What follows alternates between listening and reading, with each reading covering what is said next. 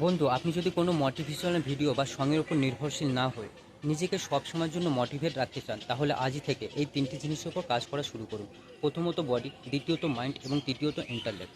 ধরুন আপনি জিম করেন, কিন্তু আপনার আজ জিমে যেতে মন লাগছে না। এর অর্থ আপনি আজ নিজেকে অনেক লো এনার্জি ফিল করছেন। তাই আপনাকে আপনার বডির উপর কাজ করতে হবে। তা আপনাকে প্রত্যেক দিন 40 থেকে 45 মিনিট এক্সারসাইজ করতে হবে। এরপর আপনাকে এমন একটি ডায়েট, ব্যালেন্স ডায়েট ফলো করতে হবে যেখানে গুড কার্বস, গুড ফ্যাটস এবং আপনার পার বডি কেজি অনুযায়ী 1 থেকে 1.2 গ্রাম প্রোটিন রাখতে হবে। এছাড়া আপনাকে এমন কিছু খাবার খেতে হবে যে খাবারগুলির মধ্যে এনজাইম, ফাইটোকেমিক্যাল বা ইলেকট্রিক্যাল এনার্জি, লাইফ ফোর্স বা প্রাণশক্তি থাকতে হবে। দ্বিতীয়ত আপনাকে আপনার মাইন্ডের ওপর কাজ করতে হবে, অর্থাৎ আপনাকে মেডিটেশনের প্র্যাকটিস করতে হবে।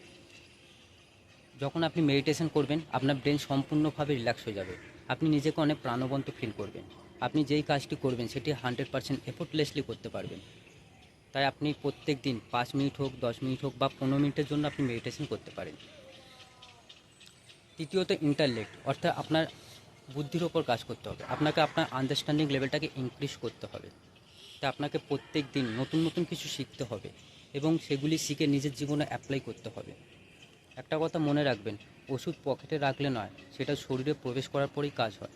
একইভাবে আপনি যাই কিছু শেখেন না কেন, সেটি আপনার মধ্যে রাখলে কাজ হবে না। সেগুলোকে আপনাকে অ্যাপ্লাই করতে হবে, আপনার জীবনে প্রয়োগ করা শিখতে হবে। তারপরেই সেটা দেখবেন কাজ হবে এবং আপনি আপনার রেজাল্ট পাবেন।